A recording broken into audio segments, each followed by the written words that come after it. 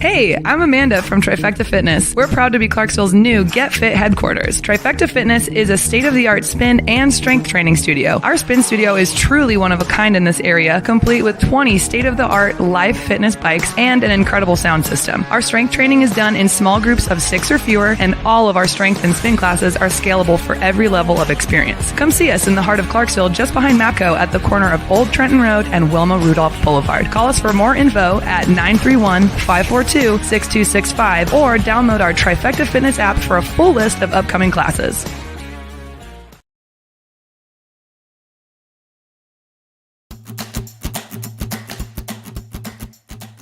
This message is from the U.S. Department of Veterans Affairs. Did you serve in the military? If so, you can obtain a free lifetime pass to more than 2,000 federal recreation sites. These sites are located across more than 400 million acres of public lands, including national parks, wildlife refuges, and forests. The lands host activities to fit any lifestyle: hiking, biking, fishing, camping, and much more. Gold Star families are also eligible for these free lifetime passes. Plus, they cover entrance fees for a driver and all passengers in a car, or up to 3 additional adults at sites that charge per person. Obtaining one is easy. Just go to the National Park Service website, nps.gov, or the National Park Service app.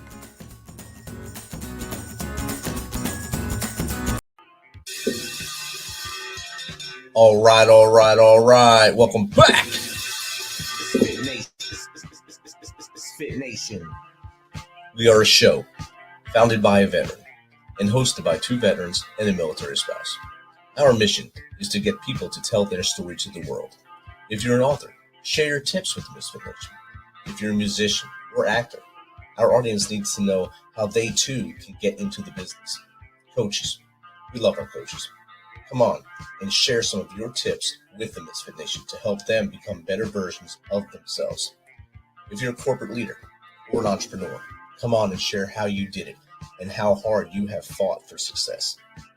If you're a veteran, first responder, or Gold Star family, we would love to have you come on and just share your story with the Misfit Nation. We always have time for you. If you're feeling down, alone, or starting to see the darkness, stop. Think about those who are around you. You are not alone. You will be missed. If you feel like your problems will be a burden to those in your inner circle or are embarrassed, dial 988. If you are a veteran, take option 1. We need you to keep pushing forward.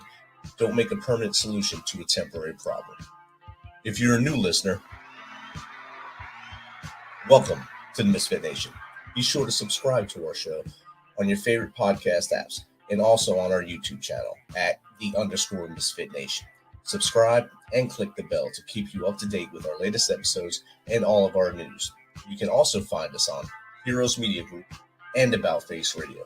Now, let's get to the show.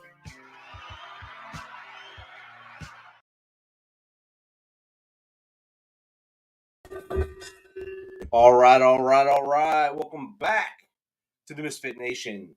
This is our Sunday episode after dinner. I know you've had a long weekend, college football yesterday, NFL today, plus WNBA playoffs, NASCAR, and of course the world is in turmoil again. Not only are we fighting in Ukraine right now, we're now in a all-out battle in Israel. Our thoughts and prayers are with our brothers and sisters on the front lines in Israel, especially those who are not militants or not in the military, the civilians that are in the battlefield right now, and they're getting obliterated. The losses are tremendous on both sides right now, and let's hope that this does not last long, and hopefully come to a peaceful solution rather quickly. So without further ado, our next guest is a mom of 7, a successful business owner, and world record holder. first woman to climb the second highest summits on each of the 7 continents. She now spends her time inspiring others to create a thriving business and lasting legacy of their own. She shares her story and strategies for success through her book, Breakproof: 7 Strategies to Build Resilience and Achieve Your Life Goals, and her Seek Your Summit podcast, programs, and signature talks. Learn more about her and learn more about everything she's doing here tonight as we welcome Jenn Drummond to the Misfit Nation. Welcome, Jenn. Hey. Thanks for having me tonight. Oh, it's awesome to have you here. I was reading your bio and I was thinking, I don't even know what the second summits of all these continents are. You always hear about the first, the highest summits in most places. And I seen the second. I was like, what are the second highest summits? This show is going to be great because I'm going to learn a lot tonight. Not just that, but everything else you're doing as well. So welcome here tonight, and it's great to have you. Oh, I'm so excited to be here. And don't worry, I didn't know what the second summits were either when I first took on this quest. So when my coach brought up the idea, he's like, I think you should be the first female to climb the second highest peak on each of the 7 continents.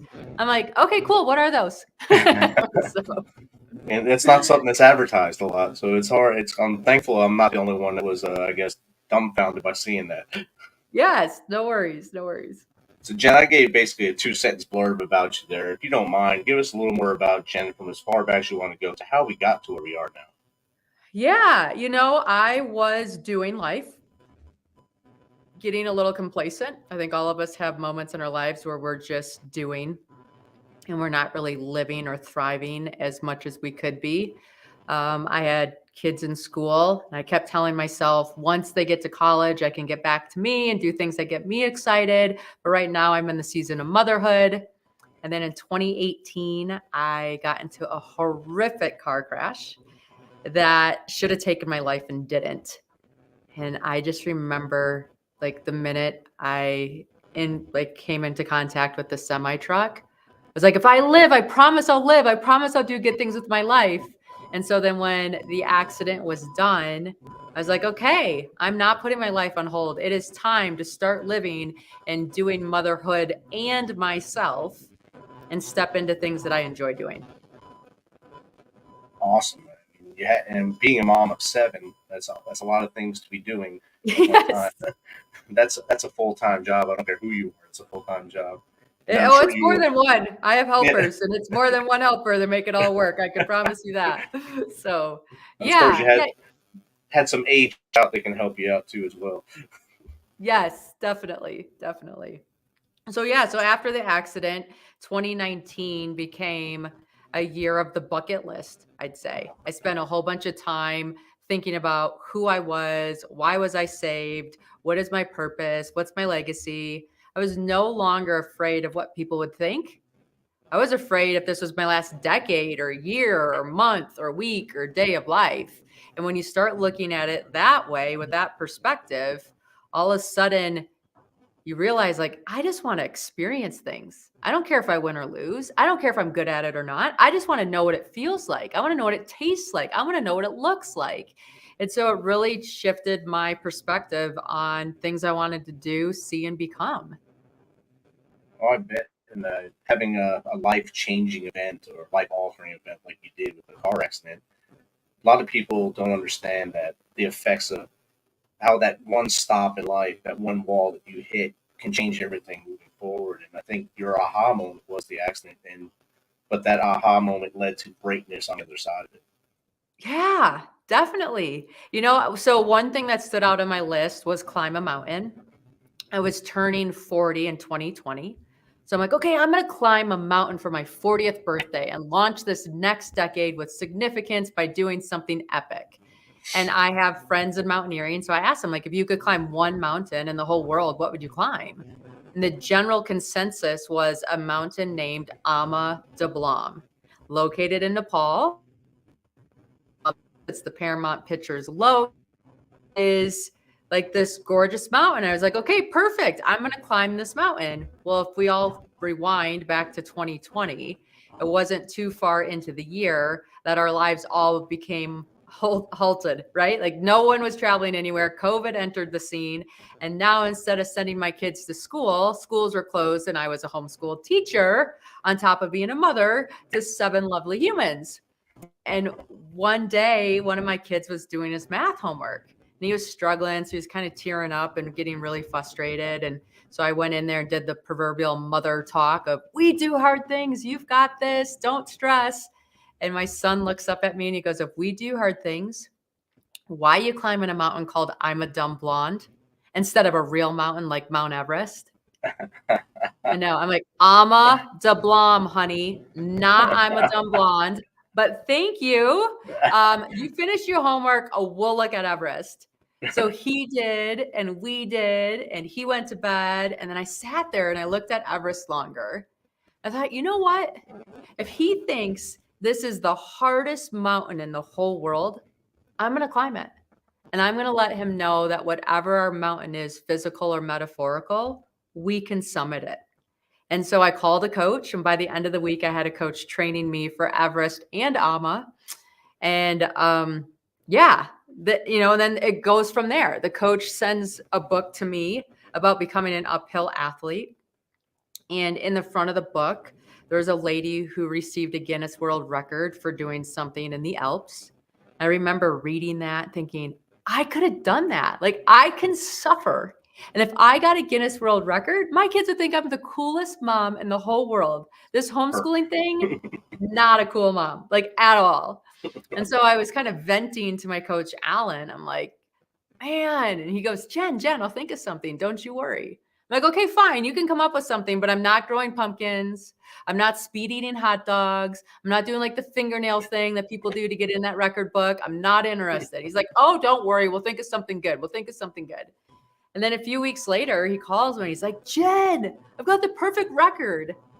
And I kind of forgot about this conversation that we even had in the first place. I'm like, okay, yeah, what is it? He's like, I think you should be the first female to climb the 7-second summits. And like we said earlier, I'm like, what are those? He's like, listen. Like, listen, this is good. He goes, they're the second highest point on each of the 7 continents. It's only been done by one male, and it is harder than the first 7. You'd be the first woman to do it. And think about it, 7 continents, 7 mountains, 7 children. It sounds like a jackpot.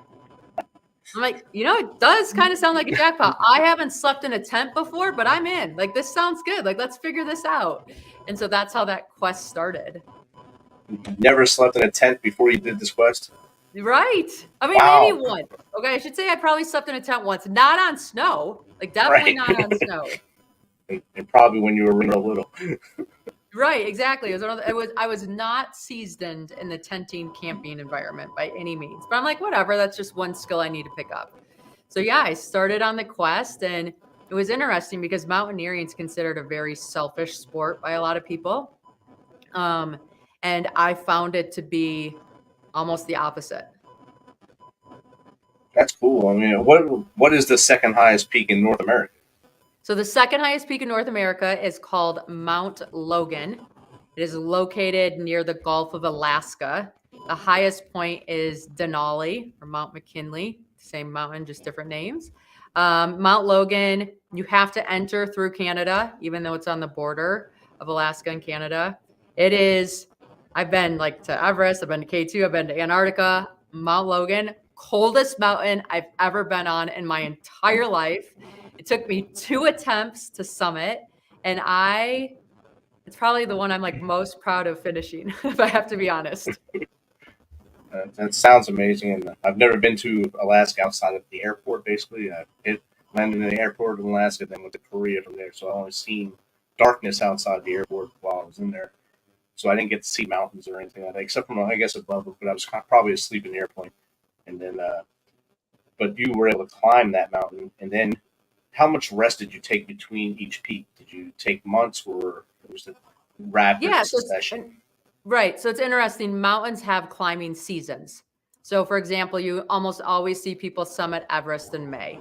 Right. You'll always see people summit K2 in July.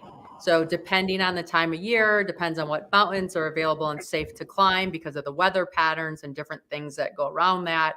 So for me, It was very much climbing as soon as something was first open, because I started this pursuit when COVID was happening. So not all countries were open right away.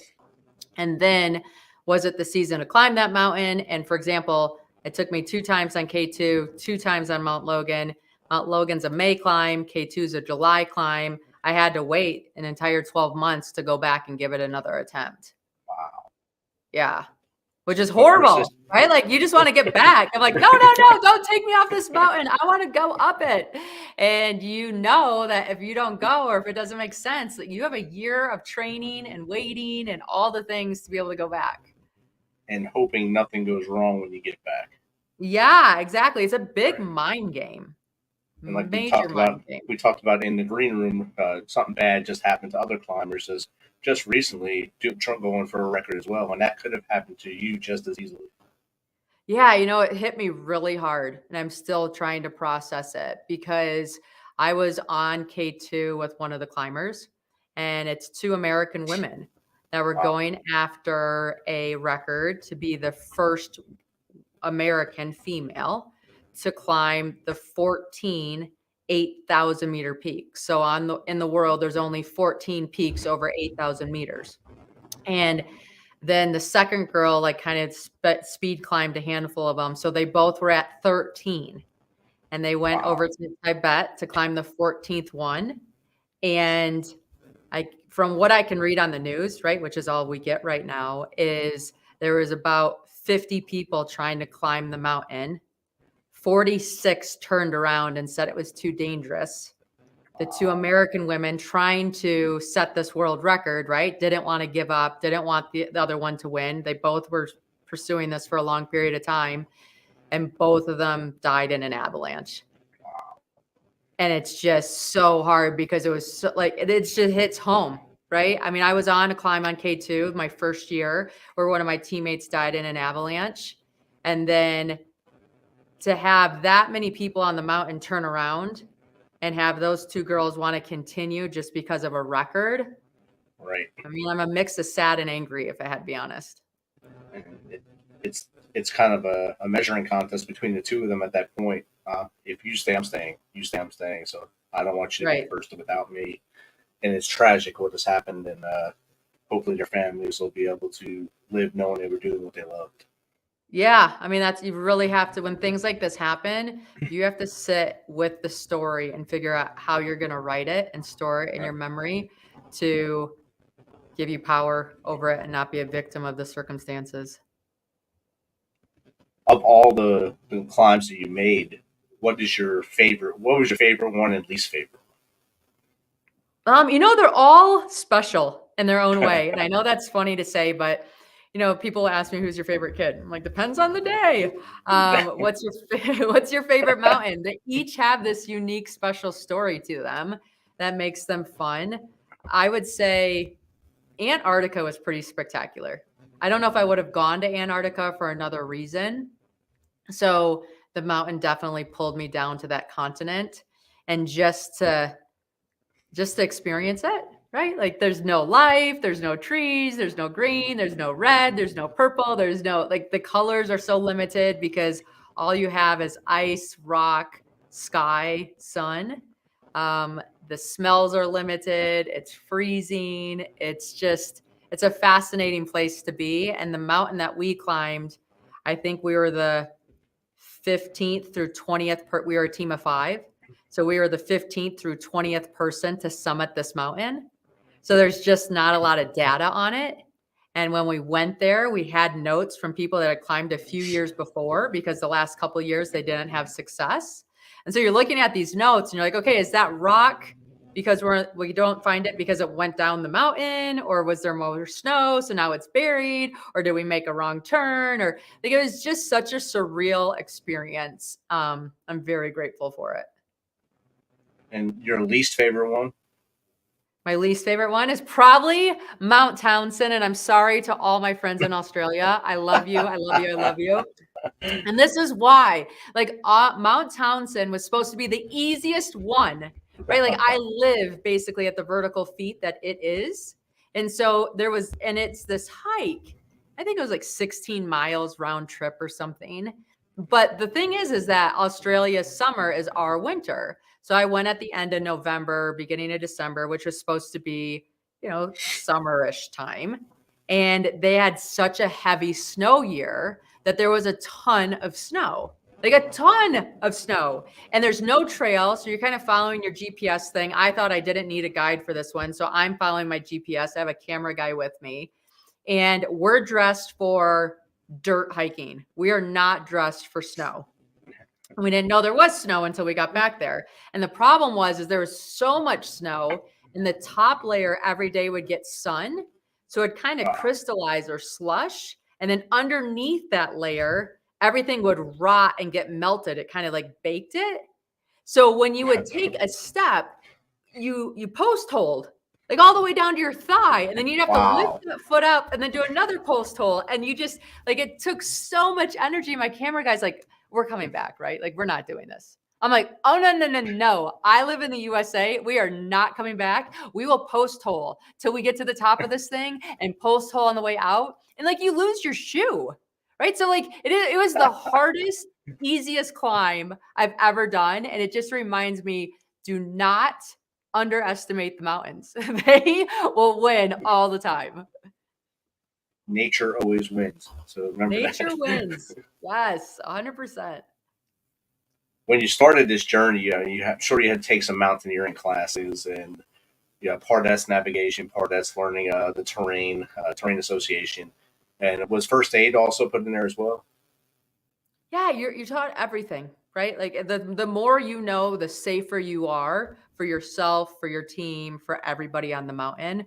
So out of respect for nature, you want to be as prepared as possible. I will tell you, the first year that I went, I didn't bring a suture kit. I'm like, we don't need a suture kit. We're climbing mountains. Why would we need a suture kit? And then one of my friends was climbing K2 with me. And on our hike in, you have to hike over all these boulders. Well, 2 boulders rolled and pinched his ankle, and it split open this mouth by his ankle bone that needed a lot of stitches. And so we get to this spot where everybody kind of camps and collects. And we're asking, does anybody have stitches? Anybody have stitches? No one has stitches. But this lady's like, well, I have a sewing kit. And there happened, like, luckily to be an orthopedic surgeon on like somebody else's expedition.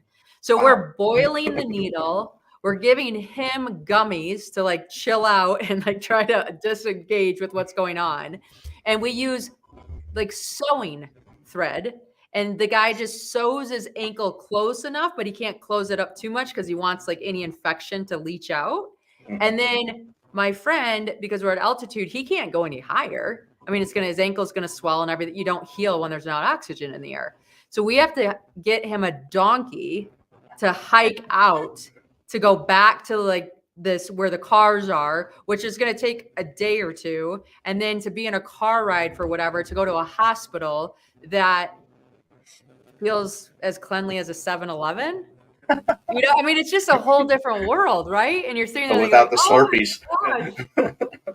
No Slurpees either at the hospital, just to let you know. You don't get the Slurpee advantage. And so, things happen, and then you start to bring more stuff in your kit. And then you're always balancing weight. Like, do I really need this for this off chance that this should happen? And it's just fascinating.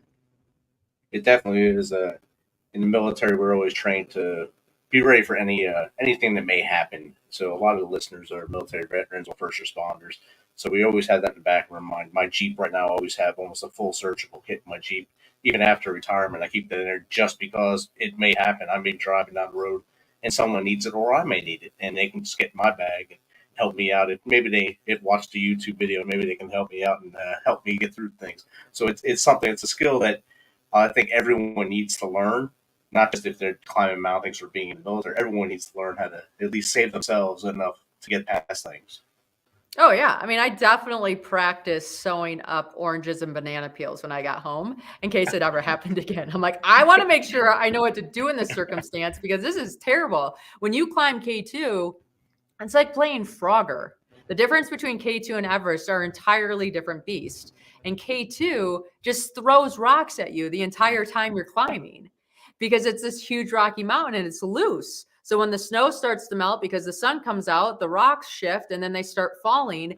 And the tiniest little pebble, because K2 is truly, when you draw a mountain and you draw a triangle, that's as close to K2 as you can come. Other mountains have different shapes and they kind of angle and they're not steep the entire time. K2 is this true triangle. And so this tiny pebble can come whipping down past you and you'll hear it go zzz, zzz. It sounds like this like zinger. And you don't even know what way to like go or block your head because you can't see it. So even when it's nice out, you climb with goggles on because it protects your face. But there was people that would get hit by a rock by where their backpack was, and it would go through the Gore-Tex shell and the puffy layer and the underlayers, and they'd have to get stitches on their arm under like 5 layers of clothing. It was absolute insanity. It's nuts. I'm trying to picture the rocks showering down on you as you're climbing. Yeah, you're just like, really? We have to add this like to the whole mix? Is this really necessary, universe? This is hard enough without these little things, but come on. This wasn't in the brosure. Come on. Now. Yeah, no one told me. Like, fair disclosure. Come on. Coach, you lied. You never said this one to me. So as you finish the climbs, now you bring those strategies to help others. And how do you transition that to helping others as they go through their business building or creating their storytelling and stuff like that?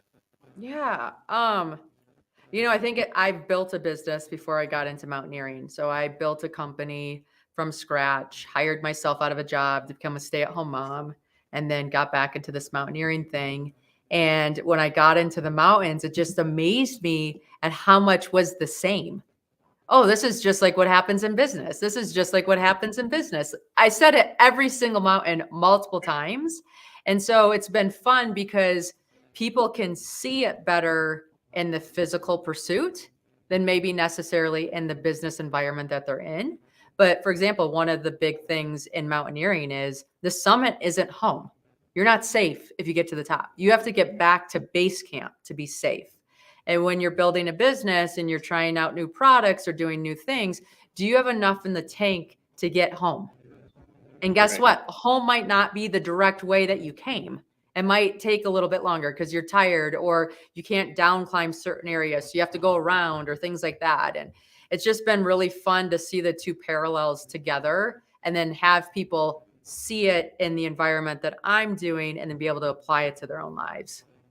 Definitely. And when you said that when you get to the summit, you're not really safe, it made me think of that movie, Mr. Deeds, when the billionaire goes up to climb up and he wants to be the one that puts the flag down and he freezes to the flag up there and dies because he's at the top of the mountain. And then that starts the whole plot of the movie. That's what just came to my mind when you said that. So it's real life. If you think you're done up there, you still have to make that climb all the way back down. No matter how many feet that mountain was, you still got to come all the way back down and make it home to your actual home. Home. Yes, definitely. Yes. And, I wrote a book called Break Proof, 7 Strategies to Build Resilience and Achieve Your Life Goals. And pretty much what we did is we took a lesson and applied it to each one of the mountains and just talk about resilience and how it all plays into our daily lives. And when I went to climb Everest, one of the big lessons I had was big mountains take big teams, like huge teams. And so if you're running out of fuel or you're feeling tired, you're less motivated about your goal, like, do you have enough people supporting you? Do you have a team big enough to carry you all the way to the summit and back on the pursuit that you're taking on? Definitely. Like 2 of my teammates stay in my chat room here all the time, every show. And they keep me focused on everything and also keep the riffraff out of the chat. But I can't thank them enough for always being here because I can't do all this at one time.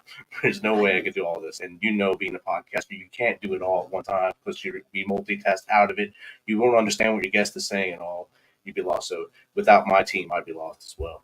Yes. I remember when I first got into podcasting, right? So I have a podcast. And everybody makes it sound so easy, right? Like, You get a microphone, you put it on Zoom, and you just start talking to the other human. And so I turned this closet in my house into a podcast studio. And I had put all those soundproofing foam things on the wall. And so I glued them all on the wall. I have the computer in there. I turn on the lights. I go to have my first show. the lights start curing the glue. So I'm like getting high in my podcast studio, right? And there's no air circulating because I hadn't really practiced No it yet. fan. So now I'm like trying not to bead sweat during this interview, and I'm trying to manage the time and listen to what the person's saying, and is this even valuable? And I like can still giggle at the craziness of it all. There's so much that goes on to make something look easy. It's just crazy. And when I first started this, I was audio only, and I'd record a lot of my episodes while driving in my Jeep. Nice. And a Jeep is not silent at all. It's no, not at all. For sure. Loudest vehicle on the road, and I'm driving and talking to people, just chatting with them as I'm just like I'm talking on the phone with somebody. And that's what I thought was a good product. And I said, this is horrible. So I started doing the mic buying thing. I'm on my 4th mics now. Got a Rodecaster, and I have my wife gave me a room in the house I can use. So I'm blessed to have that, but it takes a lot to get to where we both are now. Oh, definitely. I have like my travel kit for podcasting. I have my home studio for podcasting. Now, as you can see, the foam room turned into my son's music training room. So it worked out, but still I'm like, oh. Definitely. And we learn lessons, and I think those lessons that you learned on all the peaks helps you in your actual business to teach others to grow their business as well. Yes, definitely. Did you ever invite anyone to go on a climb with you? That was one of your people you're consulting, coaching through their business. Hey, go on this climb with me. Maybe you'll learn a little more about you and how you can affect into your business. Yes. So I have taken an individual to Ecuador. I love climbing in Ecuador. It's US currency, so it's super easy. It's pretty easy to get to from the United States. They have a ton of climbing options. The people are super friendly. They're challenging mountains, right? They're high, they're hard, and you really learn what you're made of. You learn where your weaknesses are, and you get to embody it. It's not just the story in your head, you get to feel it.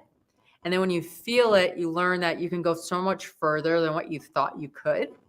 And then when they come back home and they get into the boardroom or they get into a relationship squabble or things like that, they're like, oh, I've had this feeling before.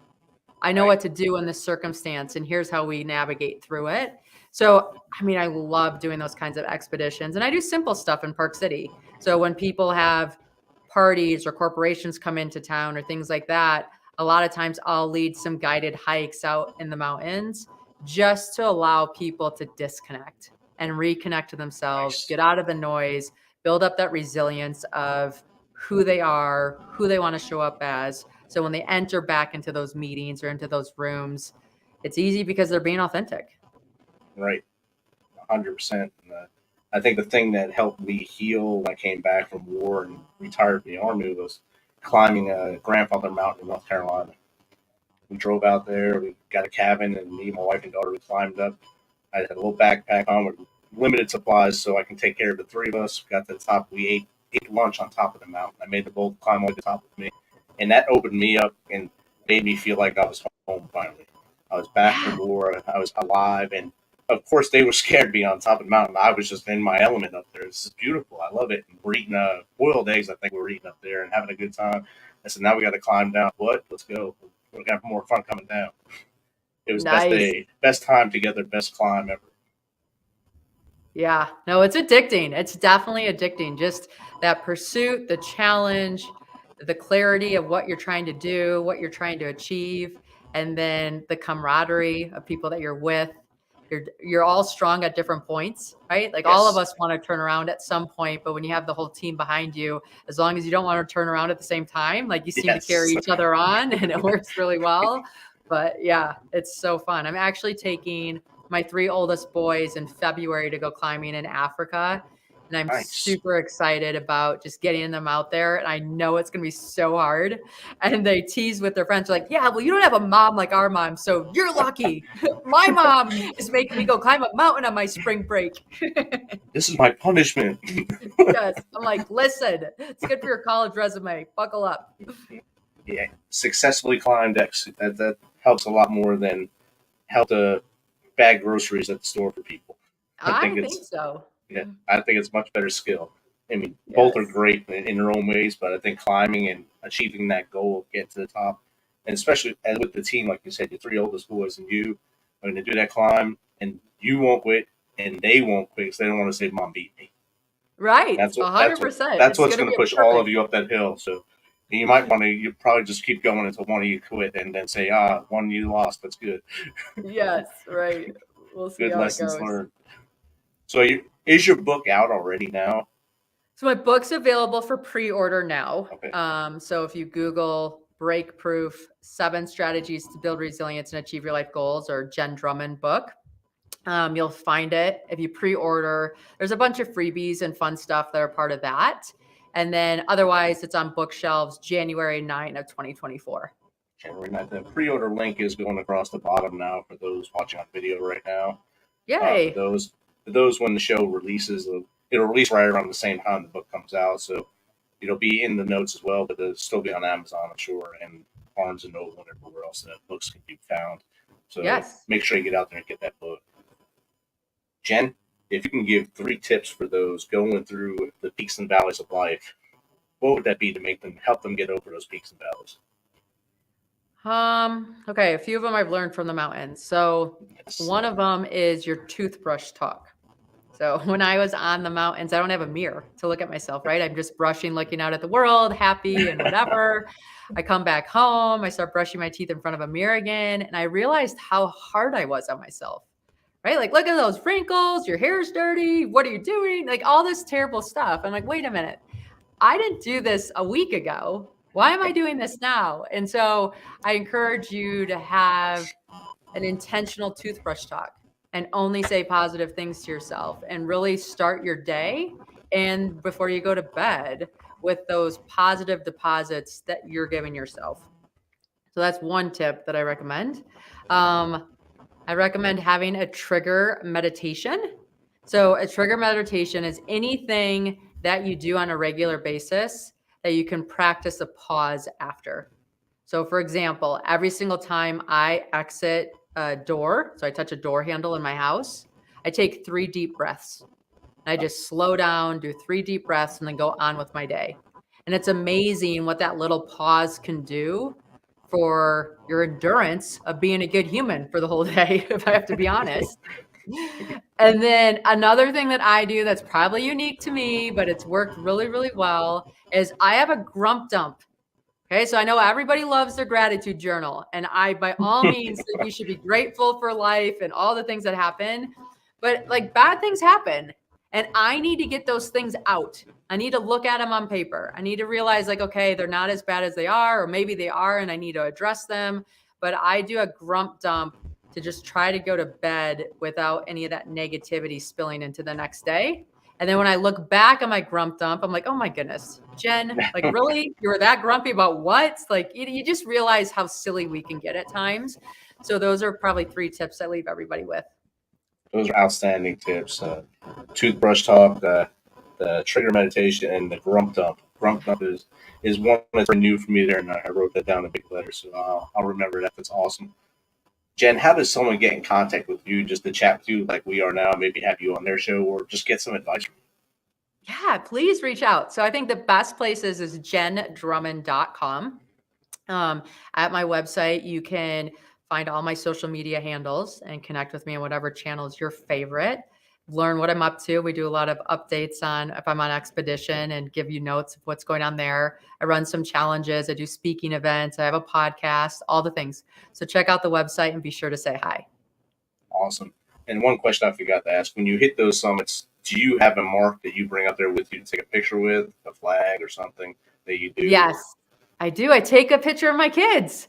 So every Awesome. mountaintop, I have a photo of my children. I keep it in my jacket the entire time I climb because I want to quit. Like 1,000 times, I want to quit when I'm climbing any mountain that I've ever climbed. Like, why don't I just go to the beach? Why don't I just sit in the backyard? Why do I have to be the person Do that something wants to easy. do these things? Right? So then I take the photo with me, and it just reminds me that if I can do hard things, they can do hard things. They're watching, and I want to show them how to do life.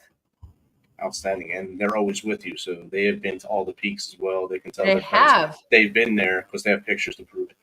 That's what they tell all their friends. They're like, "Oh, my mom did it for us. We're good." We're good. I don't have to do it. Check that block. Good. Yep. Jen, this has been awesome chat with you tonight. Thanks for spending some of your Sunday evening with us. I know you could be balancing your life with your family right now. You hung out with the Misfit Nation. The Misfit Nation really enjoys having great guests on, especially ones that have accomplished so much and gotten through adversity like you did through your accident to climbing the 7 peaks on 7 continents and being the world record holder. So thank you for being here. Hey, thank you. You have a great night, and we'll see you on the other side. All right. Thanks for checking us out and being a part of the Misfit Nation. Don't forget to visit our website at themisfitnation.com. That's themisfitnation.com. Check out all of our past episodes and get some of that great Misfit Nation gear.